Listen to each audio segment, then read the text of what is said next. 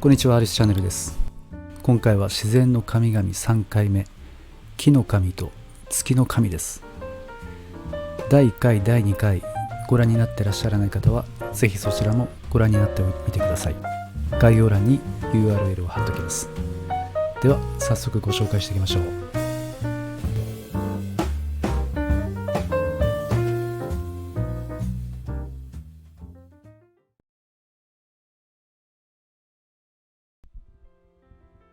木の神。境内に巨木がある神社は数多くありますし、巨木そのものにしめ縄を張ってご神体にしているところも少なくありません。太古のアジアでは共同体の崇めていた聖なる山や巨木を神の寄りつく神木として祀っていました。日本の神社の起源です。古代中国洛陽の知識人の息子で彫刻を得意にする人がある時他の町へ行く途中、大きな木の根元に数個のコブを見つけました。これを欲しいと思ったものの、人手も少なく斧もノコギリも持っていなかったので帰りに取ろうと思いました。しかし先に他人に取られるようにと、神仙、神に捧げる神のお金に見立ててコブにかけました。こうしておけば誰もが神が宿る木だとして取らないだろうと考えたからです。数ヶ月後の帰り道、大勢の妊婦に道具を持たせて木まで来ると、絵馬や紙線が数多くかかっているばかりか、焼香する場所までできていました。村人は無知だからうまく騙せたなと思い、コブを切ろうとしたところ、紫の衣を着た神が現れて、この木を切るなと叱りつけました。私が以前通りがかりにこのコブを切ろうとしたが、道具がない。人に切られるのを恐れて紙線で保護しておいたのです。もともと神様などいなかったのになぜ止めるのですと言うと、神は、はじめは君が神をこの木にかけたのだが、その後皆神の木だ、ご利益があると言って祈り始めたので、冥府の役所ではそれがしにその祭儀を受ける職務を命ぜられた。したがって今では神があるので、あえて切れば災いが降りかかるぞと答えた。それでも承知しないでいると、神は、君はこの木を取って何に用いるのか。彫刻をして器にするのです。それならば買い取ろうか。ええ、いくら欲しい。100貫いただきたい。奉納された絹がこの先の塚の中にある。それを取ればよかろうと神は言いました。男が塚へ入ってみると、果たして大量の絹があったそうです。またこの世が木から生まれたとする神話が世界各地にあります。ソロモン諸島のマランタ島の伝説では、トフヌフと呼ばれるサトウキビが割れ、そこから飛び出した男女が人類の祖先だとします。パプアニューギニアのケラキ族は、最初の人類が一本のヤシの木から出てきたとしています。南アメリカボリビアに住むユラカレ族も、人間は木から出てきたと伝えています。これらの物語と似ているのは、北欧神話の世界樹ユグドラシルです。この木は世界の中央にあって、9層にある世界を貫き支えて天にそびえています。木を支える根は3本あり、一つはアース神のところに、一本は霜の巨人のところに、もう一本は霧と死の場所ベルヘイムに届いていて、その下には泉フベルゲルミルがあり、黒蛇ニーズヘッグが根をかじっています。天に伸びた枝の下には神聖な泉ウルザンブルンがあり、そこには神々の裁きの場所があるとしています。このような世界樹は他にも、ギリシャのヘスペリスのリンゴ樹、イスラエルの民の生命の木、ローマのネミの峡谷の柏の木など、数多く言い伝えられています。それらに共通する特性は、あの伝説の大洪水に耐えてきた木だという点であって、それゆえに神の宿る聖なる木だとされているのだと考えられます。月の神。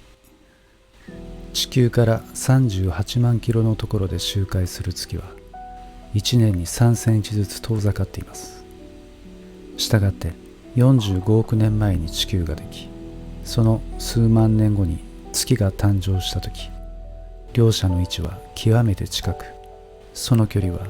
7万キロほどだったので、今の数倍の大きさに見えたはずです。数百年前に人類が誕生した時でも、おそらく今の倍くらいの大きさと明るさだったので、古代の人々は月の神を太陽の神と対等の存在として語っています。太古に月と地球の距離が近かった事実は、月の引力によって生ずる潮汐力が大きかったことを示しています。つまり満潮や干潮の差が今よりも激しかったわけで、海辺での漁は豊かな獲物に恵まれていました。それゆえ月の神の多くは食物の神としての生活も併せ持っています。インドネシアのセラム島に住むベマーレ族は月の起源をこう語っています。月はもともと地上に住むラビエという名の乙女だったのですが、ある時天に住む太陽の男トゥワレに求婚されました。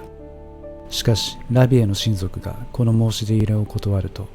突然ラビエの体が木の根元に沈み始めたのです。周りの者たちが力を合わせて掘り出そうとしましたが、たちまち首まで埋まってしまったラビエは親に向かって、地中に引っ張り込んでいるのは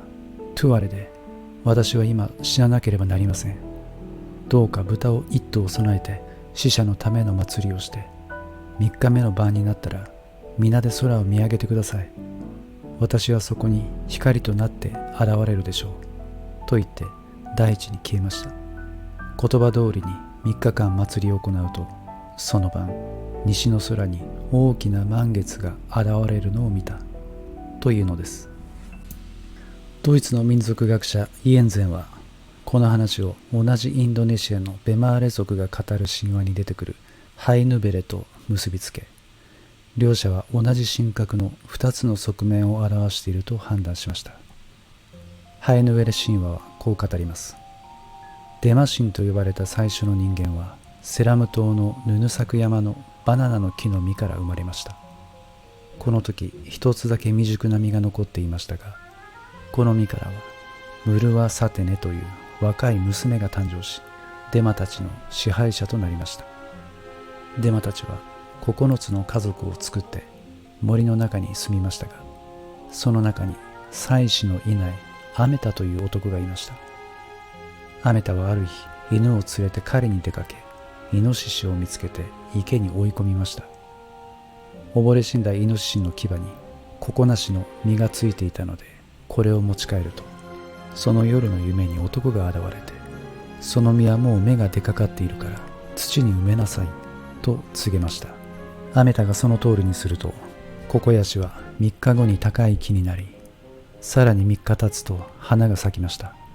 アメタは花から酒を作ろうとして指を切ってしまい、その傷口から流れた血が花にかかって花の汁と混じり合い、その3日後に一人の人間ができ始め、さらに3日後には小さな女の子が生まれ出ていました。その晩、アメタの夢にまた男が現れ、女の子を蛇側の袋にくるんでヤシの木から下ろし持ち帰りなさいと言いました。お告げの通りにアメタはこの子を家に連れ帰ってハイヌベレと名付けました。その子は瞬く間に成長し、3日後には大人の女性となりました。彼女が代弁をすると、それは皿などの高価なものになりました。その頃、9晩続くマロ踊りの行事があり、デマの9家族が皆参加していましたが、アメタだけは参加していませんでした。踊りの輪は9つの輪になり、その中心に立って踊ったハイヌウェルは8晩にわたってサンゴ、サラ、耳飾りなどをすべての踊り手に与え続けました。最初は喜んでいたデマたちも、ハイヌウェルが高価な品物を配り続けるので気味が悪くなって、踊りの真ん中に深い穴を掘っておき、最後の晩には踊りながら彼女をそこへ落とし、上から土をかけて埋めてしまいました。翌日それを知ったアメタは娘の死体を掘り出して切り刻み、踊りの広場の周囲に埋め直しました。ただ両腕だけは埋めずに支配者ムルア・サテネのところに持っていきました。すると埋めたハイヌウェルの死骸からこの世になかった食べ物、芋などが出てきて、それ以降の人間の主食になったといいます。そして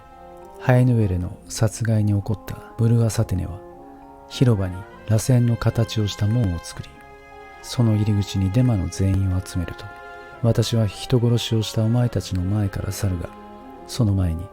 誰が人間として生き残るにふさわしいかを定めておこうと言い、皆に門を通って自分の立つ出口に通り抜けてくるように命じました。デマたちの多くは螺旋の迷路を抜けられず、イノシシ、鹿、鳥や魚の精霊になりました。うまく抜けられた者はサテネが手にしたハイヌウェルの腕で体を打たれ、セラム島東部の2つの種族に分けられて、それぞれの祖先になったという言い伝えです。一見残酷なように見えるこの物語は、明らかに植物の栽培と農耕の手法を語ったものです。ココヤシの実が植えられてからハイヌウェレが大人になるまでの15日間は、月が満ち欠けする月齢に対応しており、デマ神のマラ踊りは秋の満月の収穫祭に他なりません。まさに月の神として語られているのです。そして聖なる月が与えるものに疑いを抱いたとき、デマは神である特権を奪われ、人間や鳥、魚などになったのでした。太古には月が豊穣の象徴として語られていたのでしょう。その意味では、里芋や団子を月に祀る日本の盆踊りや十五夜なども、そのルーツは古代の収穫を祝う祭りだったのです。日本の月の神は月読みの命で、この神はイザナギが黄泉の国から逃げ帰って右目を洗った時に誕生しました。日本危機ではこの月読みの命について、ハイヌウェレ神話と不思議に似ている話を語っています。アマテラスは芦原の中津国に受け持ちの神という神がいると聞き、弟の月読みに見に行かせました。月読みが受け持ちの神のもとへ行くと、受け持ちの神は口からご飯、たくさんの魚、さまざまな獣を口から出してもてなしたので、月読みは汚らわしい口から出したものを私に食べさせようというのかと怒って、剣を抜いて受け持ちの神を殺してしまいました。そして天に戻ってアマテラスに報告すると、アマテラスは大変怒って、お前はなんと悪い神なのかと言って、以降月読みと離れて住んだので、太陽と月は交代で現れるようになったというのです。アマテラスは米を司る天の熊人を使わしましたが、受け持ちの神はすでに死んでいました。しかしその死体の頭から牛と馬が生まれており、額には栗が、眉には蚕が、腹には稲と麦と大豆が生じていたので、天の熊人がそれらをすべて持ち帰ると、アマテラスは喜び、田畑の種にしたと言います。このように月の神が農耕と関わる伝説が残っているのは、南の島伝いに黒潮に乗ってきた人々が我が国にもたらしたものだと思われます。そして私たちはさらに物語性の高い月の女神を知っています。かぐや姫です。9世紀の平安時代に成立したとされる竹取物語、はるか古くから語られてきた伝承が整理されたものです。最初に、今は昔竹取の翁というものあり、野山に混じりて竹を取りつつ、よろずの使い切り、なお榊の都というとあります。この翁であるおじいさんがなぜ月の女神であるかぐや姫と関わるのかといえば、彼が当時の技術者の一人であったからです。奈良時代から平安時代には村々を渡り歩き、さまざまな道具を作ったりする職業集団がありました。これらの技術者は人々から慕われていました。中でも古代人が神秘の力を持つ植物と考えていた竹を自在に操ってザルやカゴを作り出す沖野はとても尊敬されていました。沖野が作るザルやカゴ、漁業の道具は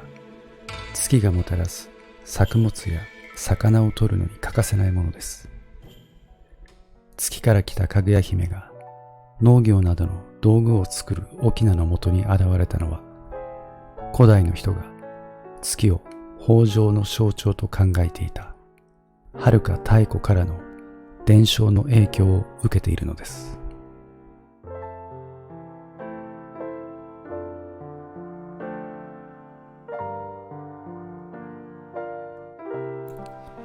はい、自然の神々第3回が終わりました。